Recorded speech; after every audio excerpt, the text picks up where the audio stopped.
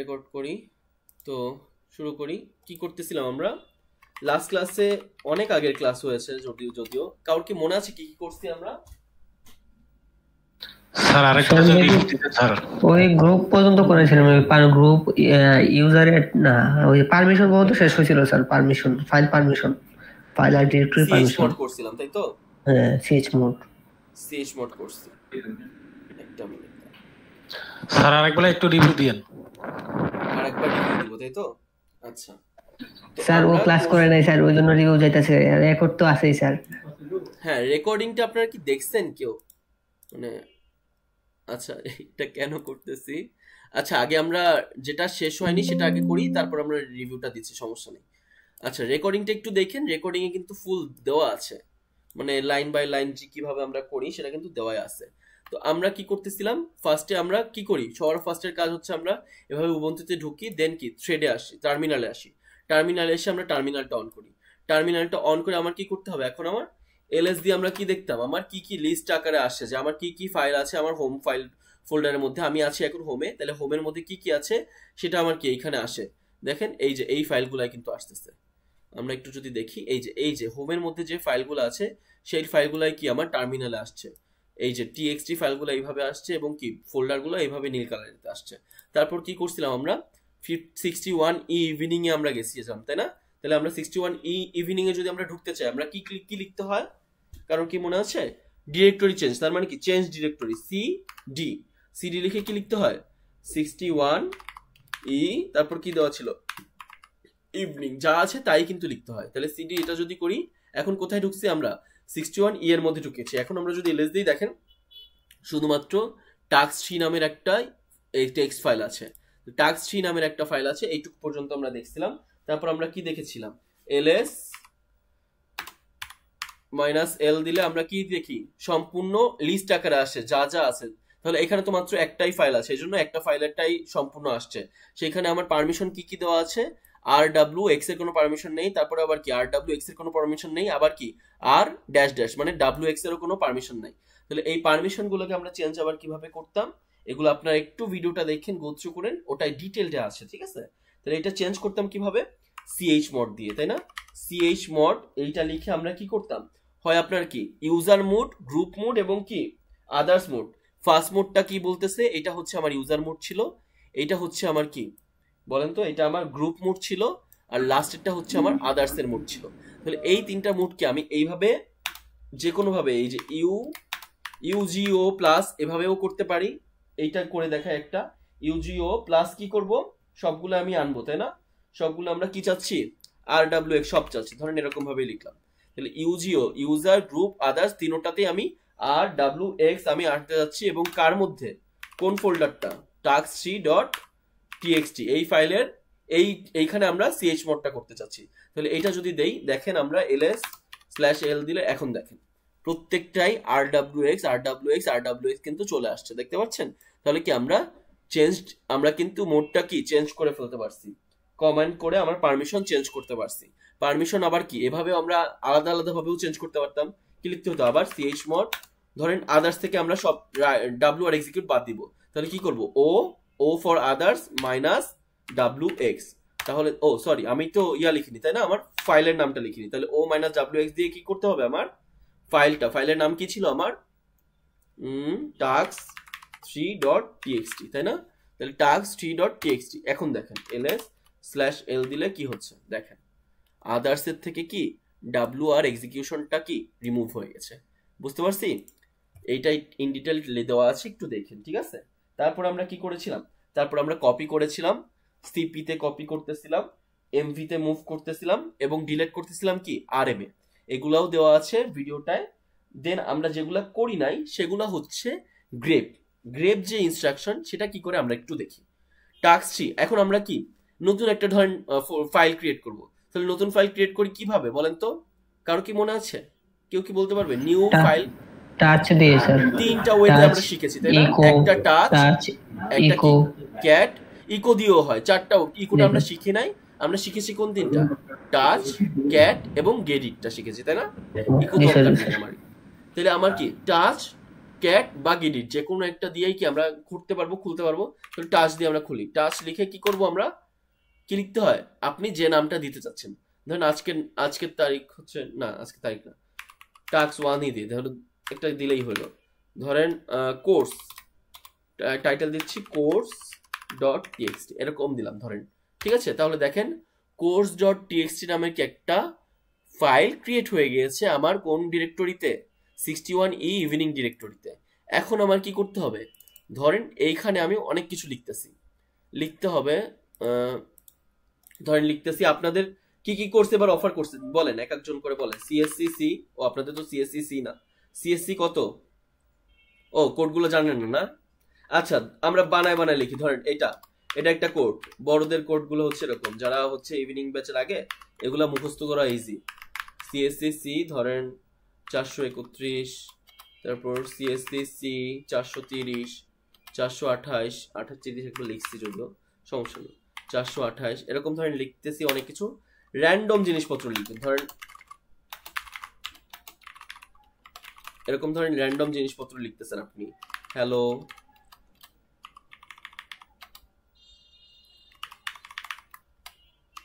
এইগুলা না লিখলে বোঝা যাবে না আসলে, এজন্য লিখতেছি, ঠিক আছে।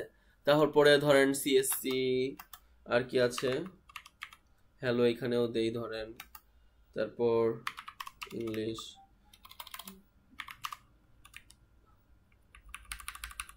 আচ্ছা এই হয়েছে, অনেক হয়েছে। তাহলে এইখানে কি আমি র্যান্ডম অনেক কিছু লিখে দিয়েছি, এইখানে আপনার ধরেন এটা লেখা আছে। এখন আমার কি গ্রেপ ইনস্ট্রাকশনটা কার উপর চালাতে হবে, এই এই কোর্স ডট টিএক্সটির উপর। কিভাবে চালাই সেটা একটু দেখি। আমরা যদি কোনো একটা ওয়ার্ড সার্চ করতে চাই, বলতেছি আমি আবারও, আমরা যদি কোনো একটা ওয়ার্ড, আমার একটা কোর্সের কোর্স ডট টিএক্সটি ধরেন 1000 লাইনের মধ্যে তো আমি 1000টা লাইন এরকম ভাবে ম্যানুয়ালি সার্চ করবো না, আমার তো দেখতে হবে কোন লাইনে আছে বা কোন লাইনে আছে। সেই লাইনগুলো আমি যদি এরকম এক্সিকিউট করতে চাই, আমার কি লিখতে হবে, গ্রেপ, ফার্স্টে গ্রেপ লিখে দেন আমার কি কোটেশন লিখতে হবে, এবং ধরেন আমি হ্যালো, আমি যে হ্যালো লিখছি না অনেকগুলো জায়গায়, আমি চাচ্ছি ধরেন হ্যালো যেখানে যেখানে আছে সেই লাইনগুলো আমাকে দেখাবে। কোন ফোল্ডার, হ্যালো লিখে কি ফার্স্টে দেখেন গ্রেপ দিয়ে আমি একটা স্পেস দিয়েছি, তারপর যে ওয়ার্ডটা আমি চাচ্ছি সেই ওয়ার্ডটা আমি কোটেশনের মধ্যে দিয়েছি, তারপর আরেকটা স্পেস দিয়েছি, দেন আমার কোন ফাইলের মধ্যে আছে সেই ফাইল নেমটা লিখতে হবে। তাহলে কোন ফাইলের মধ্যে আছে, কোর্স ডট এক্সটেনশন সহ টিএক্সটি। তাহলে দেখেন এইখানে দেখেন সিএসসি 430 হ্যালো ইংলিশ, এইখানে কি হ্যালো লিখেছিলাম, এই হ্যালো, দেন আমি কোনটা লিখেছি দেখেন তো, এই লাইনটাই হ্যালো লিখেছি। তাহলে সেই লাইনটা আমাকে দিয়েছে, কিন্তু কোন লাইন নাম্বার সেটা কি দিয়েছে বলেন তো, না। তাহলে শুধু যদি আমি গ্রেপ ইউজ করি, সেই গ্রেপে যদি আমি একটা ভ্যালু দেই, সেই ভ্যালুটা আছে কিনা শুধুমাত্র সেটাই কিন্তু গ্রেপটা কি করতে পারে, আপাতত সেটাই কি গ্রেপটা আমার এক্সিকিউট করতে পারে, এটুকু কি বুঝতে পারছি। কিন্তু এইখানে যদি আপনি এই গ্রেপটা লিখে সেম ভ্যালুটাই হ্যালোটাই এইচটা যদি বড় লিখতেন, তাহলে কি হইতো দেখি তো আমরা একটু, দেখেন এন্টার দিয়ে দেখেন কোনো কিছুই আসতেছে না। কারণ কি, এই গ্রেপটা হচ্ছে আমার মানে সেন্সিটিভ, কেস সেন্সিটিভ, তার মানে এইখানে এইচ বড় হাতের হ্যালো আমি কিন্তু কোথাও লিখিনি, কোথাও লিখছি দেখেন তো, সবাই কি বুঝতে পারতেছেন, কোথাও কিন্তু লিখিনি। তাহলে আমি কি বড় হাতের এইচ দিয়ে হ্যালো কিন্তু আমার কোথাও নেই, এই জন্যই আমার কি আসছে এখানে গ্রেপে কোনো কিছুই আসেনি, কারণ কি আমার এই হ্যালো নামের আমি কি কিছুই লিখি নাই। কিন্তু যদি আমার এখানে ধরেন আমি একটা এইটাই লিখি HELLO এবং এটা আমি সেভ দেই, তাহলে দেখেন এখন যদি আমি কি এই ইনস্ট্রাকশনটা আবার দেই তাহলে কিন্তু চলে আসবে, দেখছেন সবাই কি বুঝতে পারতেছি। তাহলে grape function itself is case sensitive, but এটাকে আমরা মডিফাই করে পরবর্তীতে চেঞ্জ করতে পারি, কিভাবে পারি সেটাই আমরা দেখব। তাহলে গ্রেপ আমি বুঝলাম, এখন আমি দেখব গ্রেপের আলাদা আলাদা ফর্ম কিভাবে আমরা সেটা লিখে থাকি। দেখেন গ্রেপের পর যদি আমরা স্পেস দিয়ে -n দেই, ঠিক আছে, গ্রেপের পর স্পেস দিয়ে আমরা যদি -n দেই এবং বাকি যা আছে সেটা এখানে রেখে দিই, তাহলে দেখেন কি আসে, দেখেন কি আসতেছে, 15 নাম্বার লাইনে হ্যালো আছে। এই লাইনগুলো যদি আপনি একটু কাউন্ট করেন 1 2 3 4 5 6 7 8 9 10 11 12 13 14 15 নম্বর লাইনে কিন্তু কি আছে, হ্যালো আছে, সেটাই কিন্তু কি নাম্বার সহ প্রিন্ট করে দিয়েছে, তাই না। তাহলে আমার প্রশ্নে যদি বলে যে এই ওয়ার্ডটা আমার কত নাম্বারে আছে, আপনার ধরেন একটা প্রশ্নই দিল, এরকম একটা এরকম ফাইল দিয়েই দিল আপনাকে, ফাইল দিয়ে আপনাকে বলতেছে যে এই ফাইলের মধ্যে এই হ্যালো ওয়ার্ডটা কত নম্বর লাইনে আছে, সেটা আমার প্রিন্ট করতে কি কমেন্টটা দরকার। তাহলে কি ও কমেন্টটা দরকার, সেক্ষেত্রে গ্রেপ দিয়ে স্পেস -n স্পেস সেই ওয়ার্ডটা কোটেশনের মধ্যে স্পেস আমার ফাইল নেমটা। সবাই কি বুঝতে পারছি? কিন্তু দেখেন এইখানে এখনো কি গ্রেপটা কেস সেন্সিটিভ হচ্ছে না, কারণ আমার হ্যালো কিন্তু আরো 2 জায়গায় ছিল, কিন্তু সেই ক্ষেত্রে কি ছিল, এইটা ছোট হাতের ছিল, তাই না? তাহলে এই ছোট হাতের কেস সেন্সিটিভিটি আমরা কিভাবে ইগনোর করতে পারি? এই ফর্মুলায় যে এন এর বদলে আমার কি এখানে আই দিতে হবে, আই ফর ইগনোর। ইগনোর কাকে ইগনোর করতেছি? আমি কেস সেন্সিটিভিটিটাকে আমরা ইগনোর করতেছি। তাহলে এইটা যদি আপনি দিতেন, দেখেন এই দেখেন CSCC 430 এই লাইনে যে হ্যালো ইংলিশের হ্যালোটা, তাহলে এই হ্যালোটা ছিল এই লাইনে, সেটা আসছে। তারপর কি আসছে, এই লাইনে হ্যালো ছিল সেই লাইনটা আসছে, এবং কি লাস্টে আমার কি হ্যালো ছিল সেই লাইনটা আসছে। সবাই কি এটুকু বুঝতে পারছি? কিন্তু এইখানে কি নাম্বার দেখাচ্ছে বলেন তো? নাম্বার কি দেখাচ্ছে? না স্যার, দেখাচ্ছে না। তাহলে নাম্বারটা আমরা কোন ইনস্ট্রাকশনে দেখি দেখেন তো? -n ইনস্ট্রাকশনে। তাহলে আমার কি, আমি চাচ্ছি আমি ইগনোরও করব কেসগুলা, মানে কেস সেন্সিটিভিটিটা আপনার ইগনোর করব, এবং আমি নাম্বারটাও অ্যাড করব। তাহলে সেটা আমার কি করতে হবে? সেটা আমার সিম্পলি IN অথবা NE লিখতে হবে। বুঝতে পারছি? n কে আগে রাখেন, I কে আগে রাখেন, কোনো সমস্যা নেই। এটার কোনো ফ্যাক্টর কি। আমার ফোন দিল, একটা মিনিট, একটা স্টুডেন্ট ফোন দিছে হচ্ছে তারা। হ্যালো, আচ্ছা তো কোথায় ছিলাম? আমার কি বললাম, আমরা কেস সেন্সিটিভিটি যেটা, সেটা আপনি NE লিখেন আর NI লিখেন আর IN লিখেন, একই জিনিস। সবাই কি বুঝতে পারছি? সো আমরা NI লিখলাম। NI লিখলে এখন দেখেন, এই দেখেন হ্যালো ইংলিশ, তাহলে সেটা কোন নম্বর লাইনে ছিল? 1 নম্বর লাইনে। এই হ্যালোটা কোন নম্বর লাইনে ছিল? 9 নম্বর লাইনে। এবং এই হ্যালো যেটা কি বড় হ্যালো, কিন্তু সেটা কি আমরা এর মাধ্যমে কেস সেন্সিটিভিটিটা হ্যান্ডেল করছি, তো সেটাও আমার চলে আসছে, এবং কত নম্বর লাইনে আছে? 15 নম্বর লাইনে আছে। আমরা কি বুঝতে পারছি? তিনটার 3 রকম কাজ না? একটা কি, গ্রেপে শুধুমাত্র আমি যে ওয়ার্ডটা দেই, শুধুমাত্র সেই ওয়ার্ডটা আছে কিনা আমার টেক্সটে সেটাই শুধু আমার প্রিন্ট করে দেয়।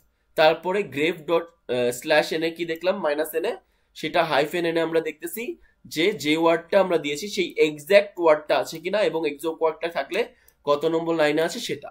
আর -i আমরা কি দেখতেছি? -i আমরা দেখতেছি সেই ওয়ার্ডটা বড় হাতের হোক ছোট হাতের হোক সমস্যা নেই, সেই ওয়ার্ডটা অ্যাজ এ হোল আছে কিনা, সেইটা কোথায় কোথায় আছে সেইটাই হচ্ছে কি -i করে। আর -ni যদি একসাথে দেই তাহলে কি সেই ইগনোরও করতেছে কেস সেন্সিটিভিটি, এবং সেই লাইনগুলা কত নম্বর লাইনে আছে সেটাও আমরা দেখতেছি, তাই না? সবাই কি বুঝতে পারছি?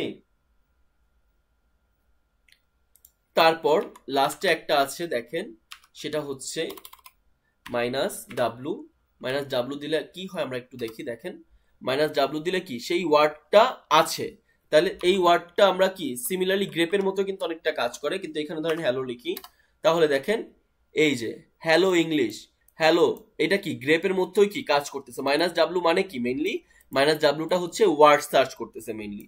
সো -w দিয়ে করলে যেটা পাবেন আপনি, যেটা পাচ্ছেন আপনি, গ্রেপ দিয়ে করলেও কিন্তু দেখেন সেটাই পাচ্ছেন। যদি আমরা -wটা যদি না লিখি, ধরেন এটা, সেটাই কিন্তু পাচ্ছেন, তাই না? তাহলে -w লেখেন আর না লেখেন, সেটা গ্রেপ যদি ইউজ করেন, বাই ডিফল্ট সে কি করতেছে, সে -wটাই সার্চ করতেছে। আর -wটাও কি অবশ্যই কেস সেন্সিটিভ, যেহেতু গ্রেপ ইটসেলফ কি কেস সেন্সিটিভ। সো -w লিখেন আর না লিখেন, গ্রেপ লিখলে আপনি আসলে কি হচ্ছে, এই -w ওয়ার্ডটাই সার্চ করতেছে অ্যাজ এ হোল। বুঝতে পারছেন? তাহলে -wটা কি গ্রেপ বাই ডিফল্ট ইউজ হয়, আর বাকি n আর iটা কি আমরা ইউজ করানোর জন্য পার্সোনালি ডেকে আনতে হয়। সবাই কি বুঝতে পারছি গ্রেপের কাজগুলা? এগুলাই কি আমার শেল প্রোগ্রামিং এর এই কোর্সের জন্য যে যে দরকার ছিল, সেই কমেন্টগুলো ছিল এই পর্যন্তই। আমরা কি কি পড়ছি? chmod করেছি, টাচ করেছি। আমরা ফার্স্টের থেকে আসি। ফার্স্টে আমরা কি করেছি? ফার্স্টে আমরা pwd দেখেছি। pwd তে আমরা কি দেখি, আমরা কোন ডিরেক্টরিতে আছে সেটা দেখি। তারপর আমরা কি করেছি? চেঞ্জ ডিরেক্টরি দেখেছি। চেঞ্জ ডিরেক্টরি আমরা কি করি? ডিরেক্টরি চেঞ্জ করি। চেঞ্জ ডিরেক্টরিতে ডিরেক্টরি চেঞ্জ করার জন্য কি ওই ডিরেক্টরির নাম লিখতে হয়, অথবা প্যারেন্ট ডিরেক্টরিতে ফিরে আসতে আমার ডবল ডট দিতে হয়। এটা হচ্ছে আমার প্যারেন্ট ডিরেক্টরিতে ফিরে আসি। তারপর কি করেছিলাম, এলএস করেছিলাম, এলএস এ আমার লিস্ট আকারে আসতো, এলএস মাইনাস এ করেছিলাম যেখানে কি ইন্টেল ফাইলগুলোও চলে আসতো, এলএস মাইনাস এল করেছিলাম, সেটা কি আসতো আমার লিস্ট ডিটেলড আকারে আসতো সম্পূর্ণ। কোনো কিছুকে চেঞ্জ করতে আমরা সিএইচ মড ইউজ করতাম, সিএইচ মড ধরেন আমরা চেঞ্জ করতে চাচ্ছি স্ন্যাপকে, তাহলে স্ন্যাপ চেঞ্জ করতে হলে আমরা কি 777 এটা দিয়েও আমরা শিখেছি। আমরা একটু আগে কি শিখেছি, ওজি প্লাস মাইনাস এরকম করে, অথবা কি ডিরেক্টলি এরকম অক্টাল ভ্যালু দিয়ে আমরা শিখেছি। 777 দিলে মানে কি সবগুলাতেই সবগুলার অ্যাক্সেস দেওয়া, তাহলে স্ন্যাপ এটা লিখলাম, তাহলে দেখেন চলে আসবে। এখন যদি এলএস মাইনাস এল দেন দেখেন স্ন্যাপের ক্ষেত্রে সবগুলার কি অ্যাক্সেস চলে আসছে। আগে কি সেটা ছিল?